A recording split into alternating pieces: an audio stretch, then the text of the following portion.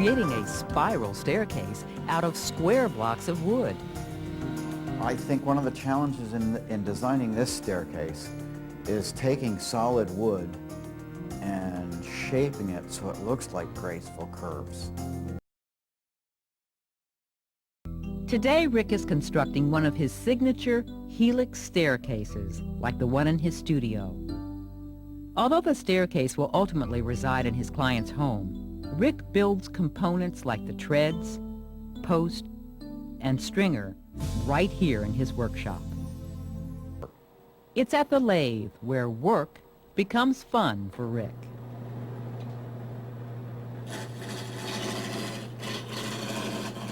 One of the most fun things is turning on the lathe, because I really like seeing that shape evolve. Most of woodworking has to do with setting up machines to a precise predetermined dimension and then just passing something through it. The lathe is totally the opposite, starting with something and using a hand tool to shape graceful curves. That's very satisfying for me.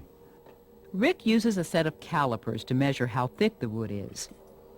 Then he marks the piece with pencil lines. The lines will help him to create a series of ridges called beads.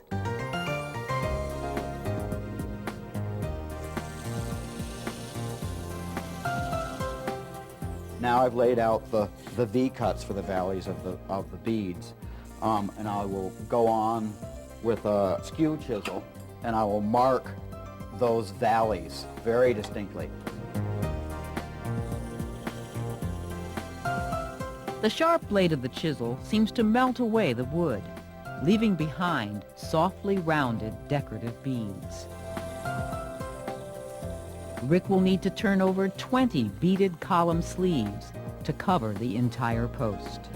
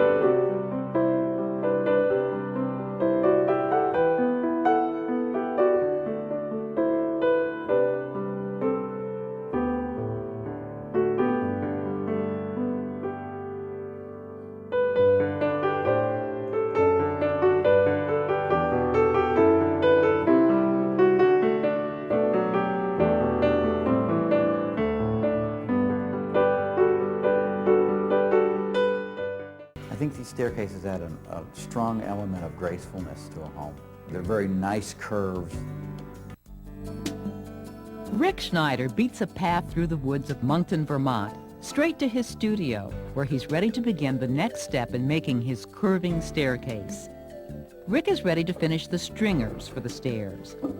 The stringers hold the treads in place. It sounds simple, but of course, Rick's stringers are anything but simple.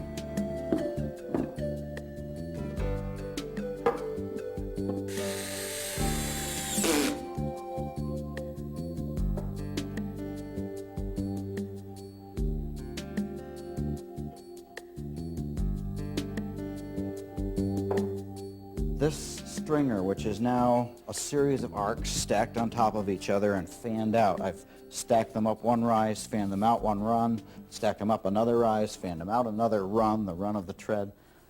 And that goes all the way to the top of the stairs. After marking the points where the stringers meet, Rick uses a thin, flexible piece of wood called a fairing stick to connect the dots. Then it's off to the bandsaw, where the arcing planks of wood are trimmed down. I know in my staircase work, it's distinguished by the design. So it's taking these horizontal lines and turning them into this vertical, graceful shape that is a big challenge. Building this winding staircase takes vision, time, and a great deal of effort. But nature builds this kind of curving form effortlessly.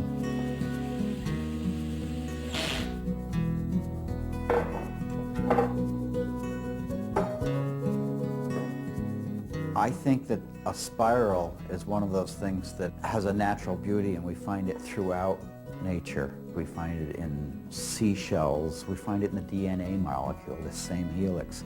It's one of nature's primary beautiful structures.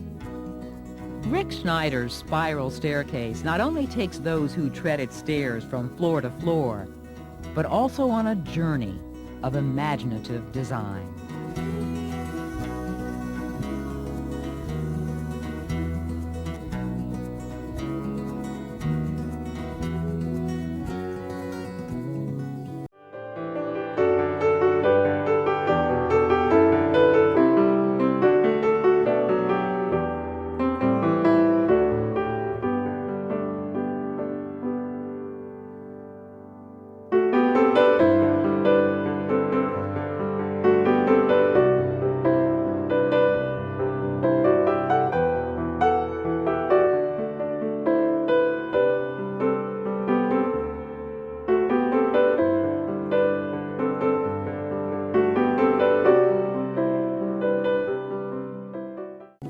This is some of Rick's work as described by Architectural Digest in November 1997. Animating the entrance gallery is the oak and maple spiral stair, which, like the side table / bridge miniature, was designed and fabricated by Schneider. The sinew of the house's interior is epitomized by the helical stairway that dominates the entrance. In one curling twist, widening from a 3-foot base to 6.5 feet at the top, it extends upward from the first floor to the bridge level. As it articulates the spacious entrance, the oak and maple stair offers the first view of the creek running under the house.